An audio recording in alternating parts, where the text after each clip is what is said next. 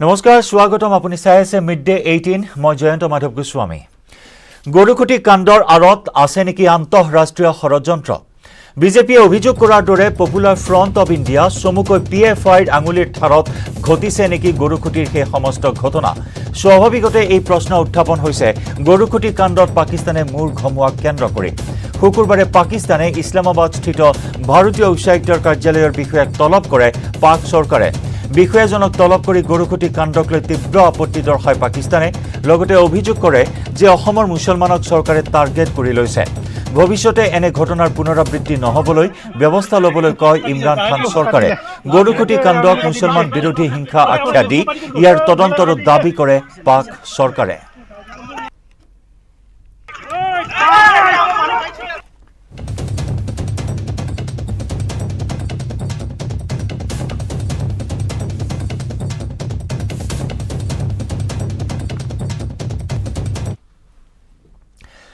এপিডিচিএলৰ পৰীক্ষা কেলেংকাৰী সন্দৰ্ভত সিএম ভিজিলেন্সৰ অভিযান মহানগৰীৰ কেইবাটাও স্থানত পৃথকে পৃথকে অভিযান চলোৱা হয় পৰীক্ষাত অনিয়মৰ অভিযোগত 10 জনক ইতিমধ্যে গ্ৰেপ্তাৰ কৰা হৈছে কিন্তু বৰ্তমানে পলাতক পৰীক্ষাৰ মূল অভিযুক্ত আতাউৰ ৰহমান হাতীগাঁও লালমাটি ভেটাপৰা ঘোঁৰামাৰা জালুকবাৰীত অভিযান চলোৱা হয় কৌশিক দাস বিশ্বজিৎ বৰ্মন জয়ন্ত ডেকা কংকন শৰ্মাক লগত লৈ নিশা অভিযান চলায় সিএম ভিজিলেন্সৰ দলে জালুকবাৰীত গুৱাহাটী বিশ্ববিদ্যালয়ত কৰ্মৰত দুজনকৈ কৰ্মচাৰীকো গ্ৰেপ্তাৰ কৰা হৈছে গ্ৰেপ্তাৰ কৰা কৰ্মচাৰী দুজন ক্ৰমে শশাংক শইকীয়া আৰু ত্ৰিদীপ শৰ্মা জালুকবাৰীত অভিযান চলাই নিজ গৃহৰ পৰা গ্ৰেপ্তাৰ কৰা হয় এপিডিচিএলৰ অধ্যক্ষৰ OSD দীপাংকৰ দিহিঙীয়াক শশাংক শইকীয়াক লংকেশ্বৰস্থিত বাসগৃহৰ পৰা গ্ৰেপ্তাৰ কৰাৰ বিপৰীতে ত্ৰিদীপ শৰ্মাক বিশ্ববিদ্যালয়ৰ অতিথিশালাৰ 6 নম্বৰ কোঠাৰ পৰা গ্ৰেপ্তাৰ কৰে অভিযানকাৰীৰ দলটোৱে উল্লেখযোগ্য যে 2019 চনতে সম্পন্ন হোৱা এপিডিচিএলৰ 1600 ফিল্ড এছিষ্টেণ্ট পদৰ পৰীক্ষাৰ ফলাফল এই পৰ্যন্ত ঘোষণা কৰা হোৱা নাই একাধিক বিতৰ্কৰে সাঙুৰ খাই পৰিছিল এই পৰীক্ষাটো পৰৱৰ্তী সময়ত শেহতীয়াকৈ পৰীক্ষাৰ বহি নিৰীক্ষণৰ দায়িত্ব দিয়া হৈছিল গুৱাহাটী বিশ্ববিদ্যালয়ক কিন্তু ফলাফল ঘোষণাৰ প্ৰাক মুহূৰ্তত দুজনকৈ কৰ্মচাৰী সিএম ভিজিলেন্সৰ দ্বাৰা গ্ৰেপ্তাৰ হোৱা ঘটনাই এতিয়া বিশেষ তাৎপৰ্য বহন কৰিছে আজি আদালতত হাজিৰ কৰোৱা হ'ব গ্ৰেপ্তাৰ হোৱা 10 অভিযুক্ত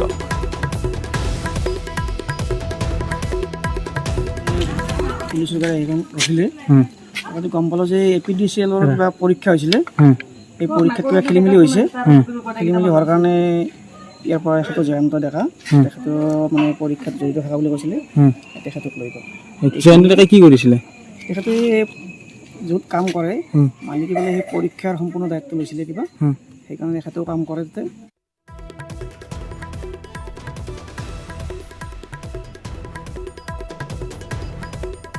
এজন ব্যক্তিৰ ঘৰৰ পৰা আমি এনসাৰ কি আৰু কুৱেশ্যন পেপাৰো আমাৰ ভিজিলেন্স টিমে সিজ কৰিছে তাৰ উপৰিও এপিডিচিএলে আৰু এপিডিচিএলৰ ৰিজাল্ট চিটটো স্কুটিনি কৰিবৰ কাৰণে আমি গুৱাহাটী বিশ্ববিদ্যালয়ক দিছিলোঁ কিন্তু এপিডিচিএলে যিটো এজেন্সিক ব্যৱহাৰ কৰিছিল সেম এজেন্সিটোকে গুৱাহাটী বিশ্ববিদ্যালয়ে ব্যৱহাৰ কৰিছিল আসলতে যেতিয়া কাৰোবাৰ ওপৰত কাৰোবাক চেক কৰিব দিম তেতিয়া এজেন্সি দুটা বেলেগ বেলেগ হ'ব লাগে আৰু প্ৰায় 278 জন কেণ্ডিডেটৰ লগত এই ব্যক্তিসকল যোগাযোগত আছিল গতিকে আমি তেওঁলোকক আমি গ্ৰেপ্তাৰ কৰিছোঁ আৰু এপিডিচিএলৰ বৰ্ডক মই পৰামৰ্শ দিছোঁ যে সিএম ভিজিলেন্সৰ যিমানবিলাক ইনক্ৰিমিনেটিং ডকুমেণ্টছ আমি পালোঁ তাৰ পৰিপ্ৰেক্ষিতত এই পৰীক্ষাটো বাতিল কৰি তাক নতুনকৈ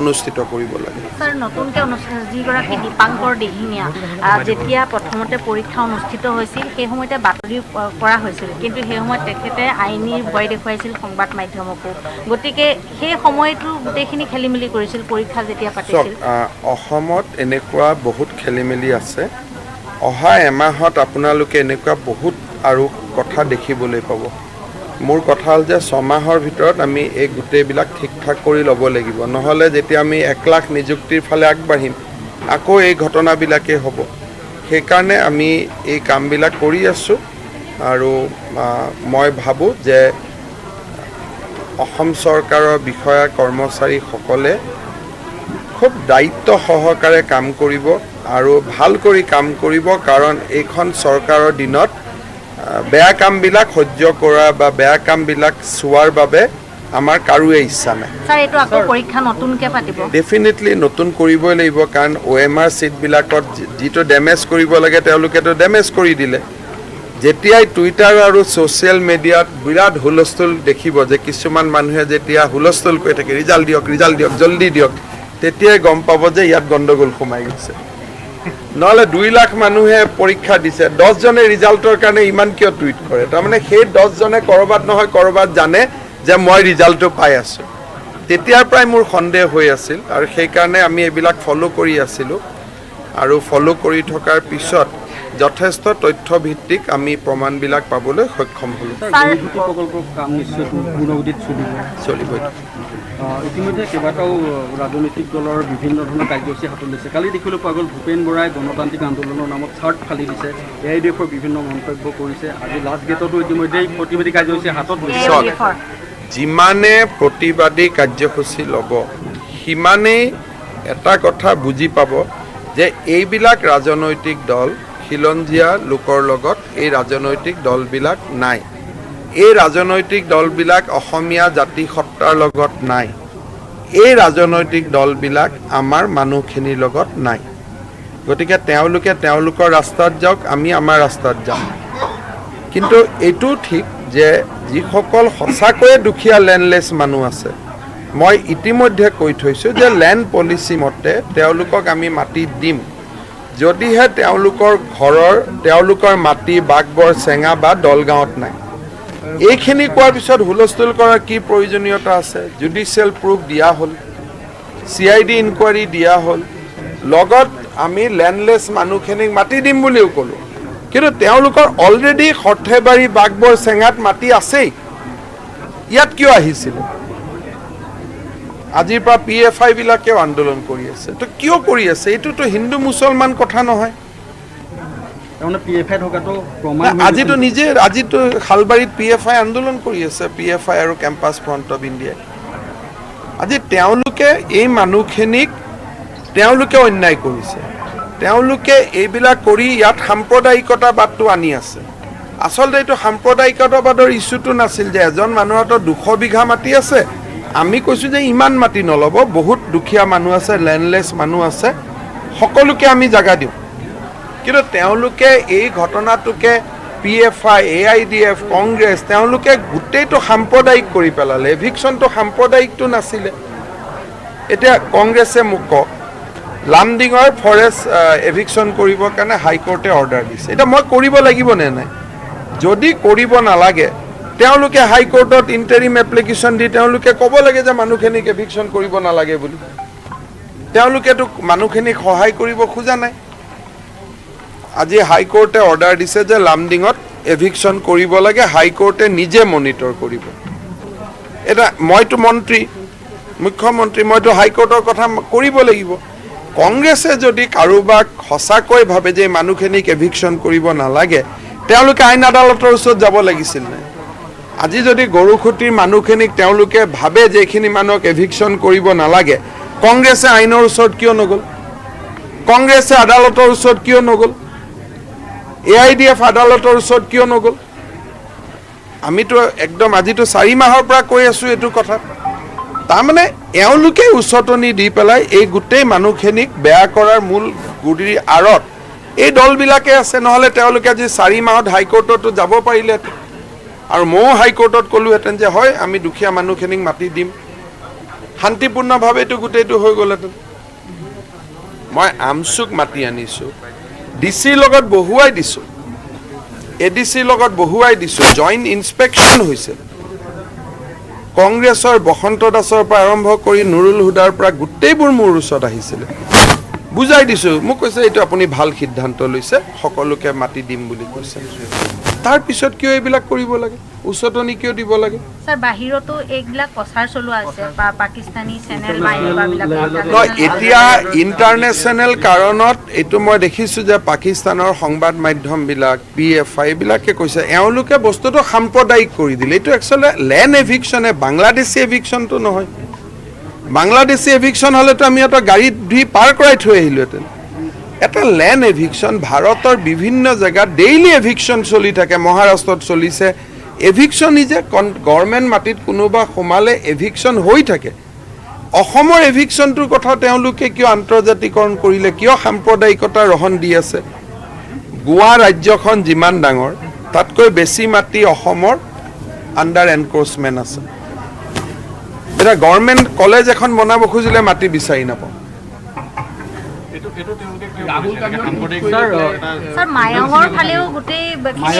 মানে মায়ং কাজিৰঙা নাম কওক ততে আছে। এতিয়া ৰাহুল গান্ধীহঁতৰ ধাৰণাটো হ'ল যে তেওঁলোকে যেনেকৈ 1962ত অসমক বিদায় দি দিছিল, এতিয়া তেওঁলোকে অসমীয়াক বিদায় দি দিলে। ঠিক আছে, টুইটে কৰিব খোজা, অলপ অসমীয়া মানুহৰ কথা বাৰ্তাওতো শুন ভাই। কোনোবা জেগাত ৰাহুল গান্ধীৰ নিজৰ ইমান মাটি আছে নেকি? ৭৭,০০০ বিঘা। এনেকৈ এইটো দুখীয়া হ'ল নেকি যদি ইমান মাটি ল'ব পাৰে? কাৰণে হয় কংগ্ৰেছে অসমীয়া মানুহৰ কথা বুজিব খোজা নাই, নহ'লে তেওঁলোকে অসমীয়াক বিদায় দিছে। ঠিক আছে, ইহঁতটো মাইনৰিটি হ'ব গৈয়ে আছে, 10 বছৰহে কথা। 10 বছৰৰ পিছতে অসমীয়া মানুহৰ ভোটৰ কোনো ভেলুৱেই নাই। ঠিক আছে, আমি 10 বছৰ ৰখি ল'ম আৰু আমি 10 বছৰ আমাক চৰকাৰ নালাগে, এইকেইটা দিনতে অসমীয়া মাইনৰিটি হৈ যাব। যদি সেইটো ভাবি লৈছে উপায়টো নাই আৰু কি কৰিব। কাজিৰঙা মায়ং এনেকুৱা জেগাত উচ্ছেদৰ কথাও নাই নাই, এইখন চৰকাৰে 5 বছৰত যি কৰিব লাগে কৰিব। যিখিনি সময় ভগৱানে মোক দিছে, অসমৰ ৰাইজে দিছে, তাৰ উচিত ব্যৱহাৰ হ'ব।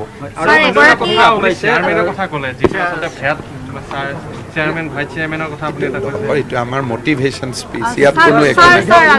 এইটো হ'ল আমাৰ লেণ্ড পলিচি মতে গাঁৱত 6 বিঘা পায়, কোনোবা টাউনত 1.5 কঠা পায়, গাঁৱত খেতি ভূমি হ'লে 6 বিঘা পায়। এইটো যিটো আগৰ চৰকাৰৰ দিনতে পাছ কৰি থোৱা আছে।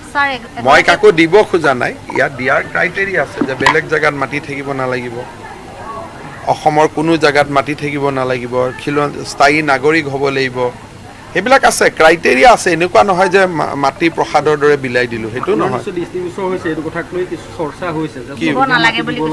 6 বিঘা মাটি তেওঁলোকে কোনোবা লেণ্ডলেছ হ'লে পায়, কিন্তু ইয়াত কণ্ডিশ্যন কেইবাটাও আছে। কণ্ডিশ্যন কি আছে যে অসমৰ কোনো জেগাত মাটি থাকিব নালাগিব, লেণ্ডলেছৰ বুনিয়াদী কাৰণ থাকিব লাগিব, ইয়াৰো বহুত ষ্টেপ আছে। সেই ষ্টেপকেইটা আৰম্ভ কৰিবৰ কাৰণেতো লিষ্টখন লাগে। এওঁলোকে লিষ্টখনেই নিদিয়ে, কাৰণ জানে যে চব জেগাতে মাটি আছে। এওঁলোকে লিষ্টখন দিব নোখোজে। মইতো বাৰে বাৰে কৈছিলোঁ মোক লিষ্টখন দিয়ক। কিমান মানুহ আছে কোনো তেওঁলোকৰ ধাৰণাই নাই, কাৰণ দলগাঁৱৰ পৰা আহিছে, বাঘবৰৰ পৰা আহিছে, সৰুক্ষেত্ৰীৰ পৰা আহিছে। সেইদিনানে মোৰ তাতে কংগ্ৰেছৰ 2জন MLA আহিলে। মই ক'লোঁ দাদা আপোনাৰ সমষ্টিৰ ইয়াত মানুহ আছে নাই? ক'লে আছে। মোৰ আগত স্বীকাৰ কৰিছে, মই নাম ক'ব খোজা নাই আৰু তেওঁলোকক লঘু কৰিব খোজা নাই। 2-3জন MLA নিজে স্বীকাৰ কৰিছে যে এইটো আমাৰ সমষ্টিৰ মানুহ হয়। মই ক'লোঁ আপোনালোকৰ সমষ্টিত তেওঁলোকক কিয় এলটমেণ্ট নিদিয়ে? তাৰমানে এওঁলোকক নতুন নতুন সমষ্টি দখল কৰিব লাগে। এইটোতো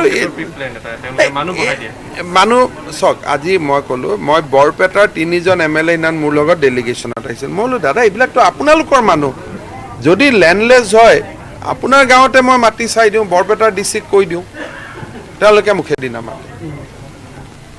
আজিকালি অকল মাটি দখল কৰাই চলি থকা নাই, মানুহ ৰপ্তানি কৰাৰো এটা নতুন কাম চলি আছে। কোনে কৰিছে? এই কংগ্ৰেছৰ মানুহবিলাকে কৰিব। যোনে অসমীয়াক দুৰ্বল কৰিব খুজিছে, ভাৰতক দুৰ্বল কৰিব খুজিছে, এইবিলাকে মানুহ এটাৰ পিছত এটা সমষ্টিলৈ মানুহ ৰপ্তানি কৰি দিয়ে।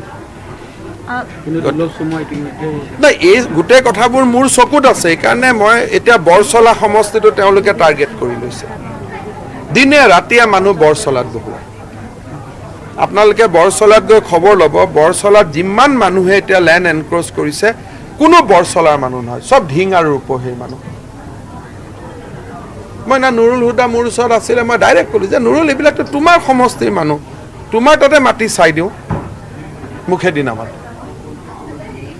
নদীটোৰ পৰা ইফাল সিফাল কাৰণে এতিয়া গোটেই ঢিং আৰু ৰূপহীৰ পৰা মানুহবিলাক বৰচলা সমষ্টিলৈ দিনে ৰাতি আহি আছে, আৰু গুপ্তেশ্বৰ মন্দিৰৰ কাষৰ গোটেই এৰিয়াবিলাকক তেওঁলোকে দখল কৰি আছে।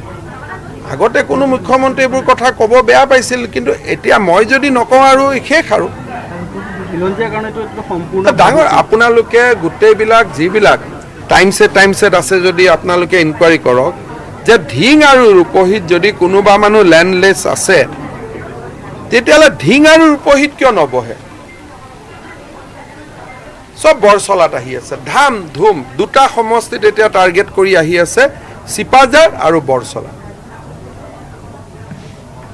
সব পুৰাই 3000 মানুহৰ মাটি নাম লওক, হয় দলগাঁৱৰ মানুহ, নহ'লে মঙলদৈৰ মানুহ, নহ'লে বাঘবৰৰ মানুহ, নহ'লে সৰু ক্ষেত্ৰীৰ মানুহ, সব চিপাঝাৰত দিনে ৰাতি আহি আছে। গোটেই ঘটনাটো ছাৰ বহুত ডাঙৰ ডিজাইন হয়, বহুত ডাঙৰ পৰিকল্পনা। আৰু বৰচলাত চাওক, মই উইথ ডকুমেণ্টছ কৈছোঁ, আপোনালোকে ইনকুৱাৰী কৰক, মই উইথ অথৰিটি কৈছোঁ, এনক্ৰচমেণ্ট চলি আছে চিপাঝাৰ আৰু এনক্ৰচমেণ্ট চলি আছে বৰচলা, এই দুইটা জেগাত, যাতে এই দুইটা সমষ্টিতে আমি যাওঁ। সিহঁতে প্ৰত্যেক 5 বছৰৰ মূৰত এটা ডিজাইন কৰি লয় যে এই দুটা খতম কৰি। গোটেই যিমান মানুহ আছে আপোনালোকে এটা লিষ্ট লওকচোন, চবৰে লিষ্ট লোৱাৰ পিছত ভোটাৰ লিষ্টত মাৰি দিয়ক কম্পিউটাৰ, তেওঁলোকৰ নাম বেলেগ বেলেগ জেগাত পাব। এতিয়া সেই জেগাত যদি বানপানীৰ কাৰণে তেওঁলোকৰ মাটি হেৰুৱালে, তাতে আমি 1.5 কঠা মাটি চাই দিম নহয়।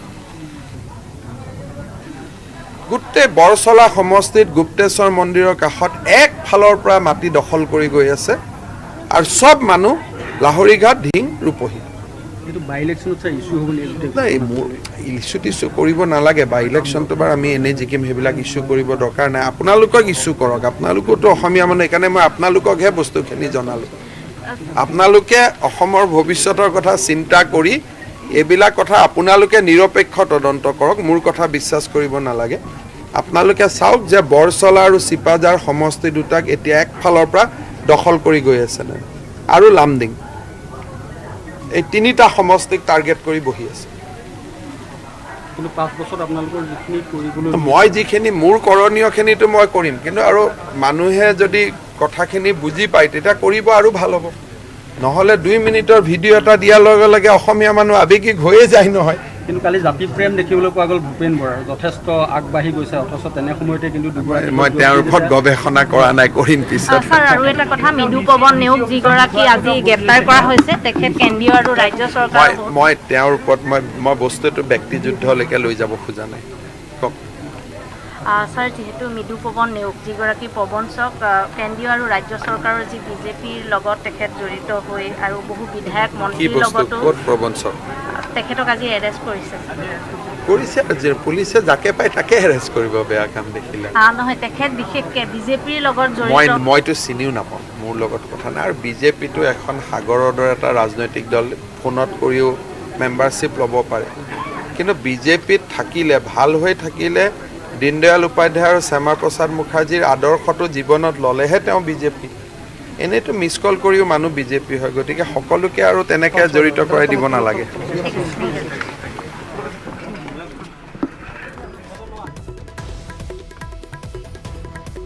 আৰু সেয়া আছিল মুখ্যমন্ত্ৰী ডক্টৰ হিমন্ত বিশ্ব শৰ্মাৰ মন্তব্য। কেইবাটাও গুৰুত্বপূৰ্ণ প্ৰসংগত তেওঁ মন্তব্য কৰিছে, বিশেষকৈ গৰুকুটি কাণ্ডৰ কথাক লৈ তেওঁ কেতবোৰ গুৰুত্বপূৰ্ণ মন্তব্য কৰিছে। সমান্তৰালকৈ APDCLৰ পৰীক্ষা কেলেংকাৰী সন্দৰ্ভতো মন্তব্য মুখ্যমন্ত্ৰী ডক্টৰ হিমন্ত বিশ্ব শৰ্মাৰ।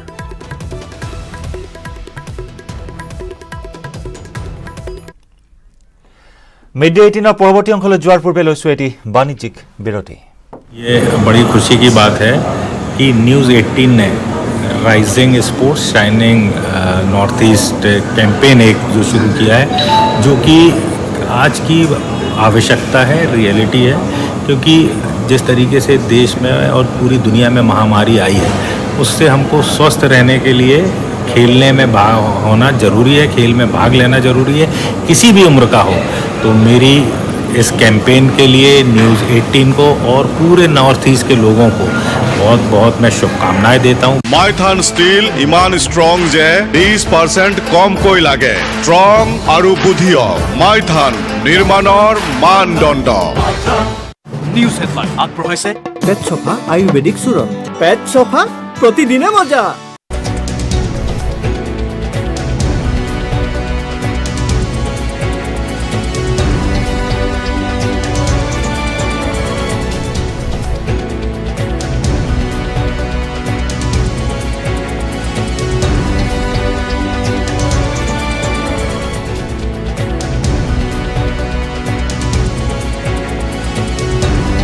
নিউজ হেডলাইন আগবঢ়াইছে পেট চফা আয়ুৰ্বেদিক চূৰণ পেট চফা প্ৰতিদিনে মজা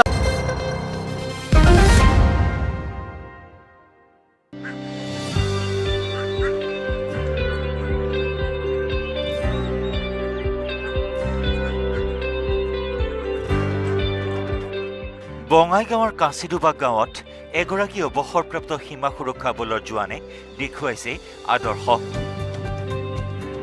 সীমা সুৰক্ষা বলৰ হাবিলদাৰ হিচাপে অৱসৰ গ্ৰহণ কৰি অহাৰ পিছতে লংকেশ্বৰ ৰায়ে কৃষি কৰ্মত মনোনিৱেশ কৰা পৰিলক্ষিত হয় ঘৰলৈ আহি চৰকাৰী পেঞ্চনৰ টকাকেইটাক আশা নকৰি বিভিন্ন কাম কাজ তথা ব্যৱসায় কৰি তেওঁ আৰ্থিক উপাৰ্জন বৃদ্ধি কৰাৰ প্ৰয়াস কৰে কিন্তু কোভিড মহামাৰীৰ বাবে সৰু সুৰা কাম কাজ ব্যৱসায় আদি বন্ধ হোৱাত আৰম্ভণিতেই কিছু সমস্যাত পৰিবলগীয়া হয় পৰৱৰ্তী সময়ত নিজ ককায়েকক লগত লৈ লংকেশ্বৰ ৰায়ে হাঁহ কুকুৰাৰ ফাৰ্ম আৰু মৎস্য পালনৰ ব্যৱসায় আৰম্ভ কৰে একেদৰে প্ৰায় 12 বিঘা খেতি মাটিত বতৰৰ বিভিন্ন শাক পাচলিকে আদি কৰি ধান খেতি আৰম্ভ কৰে লংকেশ্বৰ ৰায় আৰু তেওঁৰ জ্যেষ্ঠ ভাতৃ টংকেশ্বৰ ৰায়ে উপাৰ্জনৰ বাকী পথ কোভিড পৰিস্থিতিৰ বাবে বন্ধ হৈ পৰাত দুয়ো কৃষি কৰ্মত মনোনিৱেশ কৰিবলৈ লয় তেওঁলোকৰ ফাৰ্মখনত বিভিন্ন প্ৰকাৰৰ হাঁহ কুকুৰাৰে ভৰি আছে বিভিন্ন প্ৰজাতিৰ কুকুৰাৰ লগতে হাঁহ পাৰ টাৰ্কি আদি ফাৰ্মখনত পালন কৰিছে ফাৰ্মৰ লগতে এটা পুখুৰী খান্দি মাছ পালনো কৰিছে বৰ্তমান ধান খেতিও কৰিছে অৱসৰপ্ৰাপ্ত সীমা সুৰক্ষা বলৰ জোৱানজনে দৈনিক হাঁহ কুকুৰা বিক্ৰী কৰাৰ লগতে হাঁহ কুকুৰা বিক্ৰী কৰি মাহেকত 30ৰ পৰা 35,000 টকা আয় কৰে বুলিও অৱসৰপ্ৰাপ্ত জোৱানজনে জানিবলৈ দিয়ে ইয়াৰ উপৰিও বতৰৰ খেতিসমূহ বিক্ৰী কৰি আৰ্থিকভাৱে লাভৱান হয় বুলি জনাইছে তেওঁ হাঁহ কুকুৰা কণী পাচলি আদি ফাৰ্মখনৰ পৰা বিক্ৰী হোৱা বুলিও তেওঁ জানিবলৈ দিয়ে মই BSFৰ পৰা ৰিটায়াৰ হৈ আহি ঘৰতে বহি নাথাকি লাহে লাহেকৈ কিছুমান কাম কৰিলোঁ তাৰপিছত এতিয়া নতুনকৈ এইটো আৰম্ভ কৰিছোঁ আজি 1.5 বছৰৰ পৰা হাঁহ কুকুৰা পালন খেতি বাতি শাক পাচলি খেতি পুখুৰী মাছৰ তাৰপিছত এনেকৈ ভাল হৈছে আৰু মানে ঘৰতে বহি থাকিলেতো আজিকালি নচলে মানুহৰ কিবা কাম কৰি খাব লাগিব আজিকালি খৰচ যথেষ্ট বাঢ়ি গৈছে সেইকাৰণে মানে এইবিলাক আৰম্ভ কৰিছোঁ আৰু যথেষ্ট লাভৱানো হৈছোঁ এনেকুৱা নহয় মোৰ লগতে মোৰ দাদাৰ পৰিয়ালখনো ভালকৈ চলিব পাৰিছে দাদা আৰু মই দুইজনে কৰোঁ একেলগে কাম ইয়াত বতৰত বহুত খেতি বাতি হয় আমাৰ ইয়াতে খেতি কৰা হয় শাক পাচলি খেতি ধান খেতি যিটো বতৰত যিটো খেতি আহে আমি কৰি থাকোঁ ভালে লাভৱান হৈছোঁ যি সময়ত একাংশ নিবনুৱাই সংস্থাপন বিচাৰি মুখ্যমন্ত্ৰী ডক্টৰ হিমন্ত বিশ্ব শৰ্মাৰ ঘোষণাৰ পিছতে আৰম্ভ হ'ল যোৰহাট মাজুলী সংযোগী দলঙৰ কাম নৱেম্বৰত আৰম্ভ কৰা হ'ব খুঁটা নিৰ্মাণৰ কাম আৰু ইতিমধ্যে কলকাতাৰ পৰা মাজুলীলৈ অনা হৈছে দুটাকৈ বৃহৎ মেচিন দলং নিৰ্মাণৰ বাবে মাজুলীলৈ অনা হৈছে বিভিন্ন সা সৰঞ্জাম আৰু 4খন বাহনেৰে মাজুলীৰ দলং নিৰ্মাণৰ স্থানলৈ আহি আছে বিভিন্ন অত্যাধুনিক সা সঁজুলি মাজুলীবাসীৰ বাবে এই মুহূৰ্তত ভাল খবৰ আমি জনাইছোঁ মুখ্যমন্ত্ৰী ডক্টৰ হিমন্ত বিশ্ব শৰ্মাৰ ঘোষণাৰ পিছতেই আৰম্ভ হ'ল যোৰহাট মাজুলী সংযোগী দলঙৰ কাম নৱেম্বৰত আৰম্ভ হ'ব খুঁটা নিৰ্মাণৰ কাম ইতিমধ্যে কলকাতাৰ পৰা মাজুলীলৈ অনা হৈছে দুটাকৈ বৃহৎ মেচিন দলং নিৰ্মাণৰ বাবে মাজুলীলৈ অনা হৈছে বিভিন্ন অত্যাধুনিক সা সৰঞ্জাম আৰু 4খন বাহনেৰে মাজুলীৰ দলং নিৰ্মাণৰ স্থানলৈ আহি আছে বিভিন্ন অত্যাধুনিক সা সঁজুলি নিমাতী ঘাটৰ ট্ৰেজেডিৰ পিছতে এতিয়া গাল উৰিছে চৰকাৰ প্ৰশাসনৰ মুখ্যমন্ত্ৰী ডক্টৰ হিমন্ত বিশ্ব শৰ্মাই নিমাতী ঘাটৰ ট্ৰেজেডিৰ পিছতে ঘোষণা কৰিছিল